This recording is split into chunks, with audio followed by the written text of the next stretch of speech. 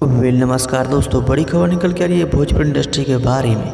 खेसारी लाल यादव की तरफ से खेसारी लाल यादव ने एक नया गाना गाया है जिस गाने का नाम है नारियल। यह गाना काफ़ी ज़्यादा ट्रेंडिंग सेक्शन में चल रहा है। यह गाना को लिखे हैं अखिलेश कश्यप ने, जबकि इस गाने को गाई है शिल्पी राज ने। और यहाँ पर शिल्पी राज ने काफ़ी ज़्यादा बढ़िया गाना गाती है, जो कि छठ पूजा का यह सॉन्ग है।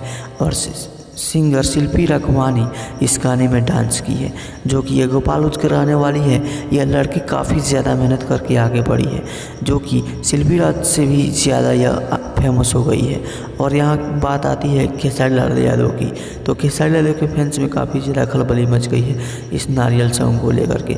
यह नारियल सॉन्ग काफ़ी ज़्यादा ट्रेंडिंग सेक्शन में चल रहा है, कभी 4 नंबर पे तो कभी 1 नंबर पे ट्रेंड कर रहा है यह गाना। दोस्तों, वीडियो पसंद है तो वीडियो को लाइक कीजिए और मेरे चैनल को भी सब्सक्राइब कीजिए, ताकि खेसारी लाल यादव का हर एक अपडेट सबसे पहले आपको मिल सके। जय हिंद, जय छठी मैया।